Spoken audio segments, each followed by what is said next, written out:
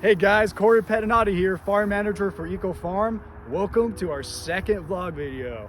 Hey, what's up guys? This is Kamal from the Eco Farm. So yeah, really quick, we're just gonna give you a breakdown of what happened this week.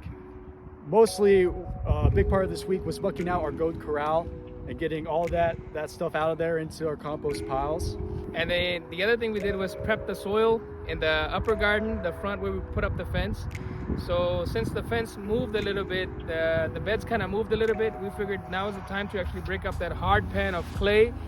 So we went in with a subsoiler that goes down about 2 feet, and then we brought some compost, and we're gonna show you a video on how we're gonna do that and make the beds. Hey, come on. Yeah, hey Corey, how you doing? Good. What you doing? I'm mucking out the goat stall here, man. Looks like it hasn't been done in a couple of years. Last time we did it, we only did like first Layer. Yeah. But this is gonna be good compost material, man. Yeah, throw this out excellent. in with the compost. You can already smell it. Yeah, look at that. We have a 12-acre parcel of land here at Eco Farm, so it can be challenging to stay on top of these routine tasks like cleaning the stalls. However, if we don't do it, our animals can develop skin problems, breathing problems, cellulitis, thrush, not fun things that we want to deal with for us or the animals. Plus, they generate lots of organic material for our compost piles, so it's important to keep our animals healthy and keep these stalls clean. All right. Goat stalls all mucked out. And these guys are, well, they're trying to see if they can eat the hay or the straw.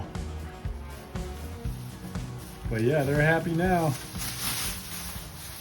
So we just finished cleaning the goat stall. This is all the stuff that came out. And we're gonna mix this in with the first pile of compost. As you can see, we have a sign, dump green waste here. So Sedona Composting, they're bringing all the green material. All the food scraps, you can still see in there. And this is the first pile. This is where we start out. Let's check the temperature of this thing. As you can see, this thermometer is reading at 90 degrees, which is pretty low for an initial compost pile. The optimum temperatures range between 135 to 160. So to actually heat this pile up again, we're going to have to mix it up and water it. So this one needs work. This one hasn't been mixed. You can see the different stuff. Once it's all mixed together, it'll actually start working faster. You can see sometimes steam coming out on a cold day. Let's go check out the second pile. You see that? That went up very quick. That one's going up to 140. So we want this between 120 to 150. This one's is cooking pretty good. But this is pile number 2. This is what we want to see. 150. It's almost too hot. So what I mean by saying it's too hot is that if it rises above 160 degrees, it's killing beneficial microbes, and that's something you do not want to do. Anyways, once we mix it again, we take this one to the number 3. And that'll be the one more step after that will be the finished pile. So let's go check the temperature there. So we had what, 100 there, about 150 here, and let's go check the finished pile now.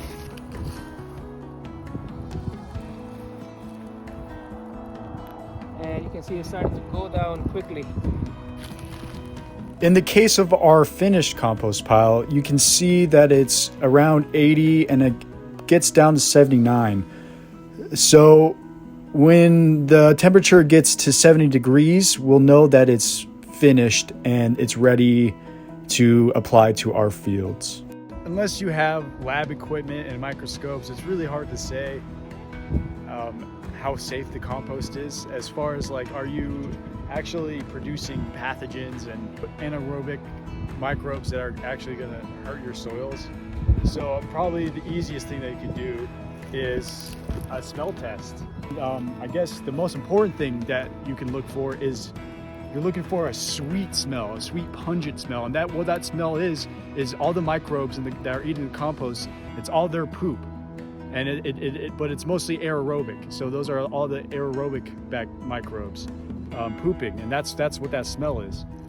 So one thing that we are looking for when we're smelling our compost is the anaerobic smell, the decomposing microbes, and that's when it could become a problem when you put that out into your field. So anyway, it's just an easy little test that you can do at home, and you don't need any specialized equipment. Judging how this smells,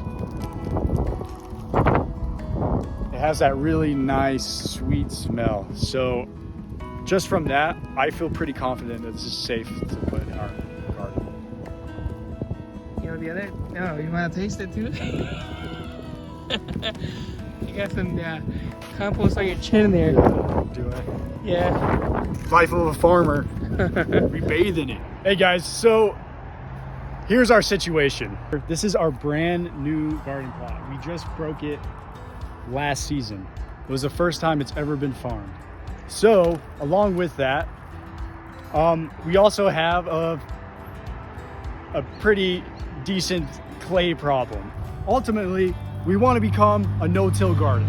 That's the goal. In the next 5 years, we're hoping to make that transition from just organic to wholly no-till and just regenerative practices. But in order to get that, we have to do something about this clay, because right now it's just causing problems. Our carrots, the second they hit that clay pan, they just stop growing. They start forming nodules. It just weird stuff starts to happen. But we get chunks like this, where you can obviously see the clay. We're using the ripper, this baby, and what is this? They're like 2-foot shanks, and we're going as deep as we can to just break up as much of the clay hard pan as we can and try to get that clay to the surface. So once we do that, then we're going to come in here with just lots of compost, lots of organic matter. And then we'll come in here and we're going to till it, and then hopefully dilute the clay is the goal.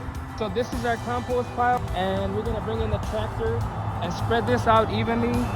I figured that we'll do like 12 buckets per this area, like a sectional. This is like 6 beds, I think.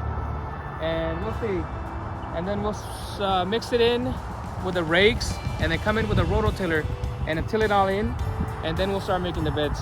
All right, well, that's it for this week. Any parting words? Mistakes are okay. Let's keep going forward, and we'll catch you on the next one. Oh, and like, share, subscribe, and comment below. That helps us out a lot. Yep. All right, love you guys. Peace.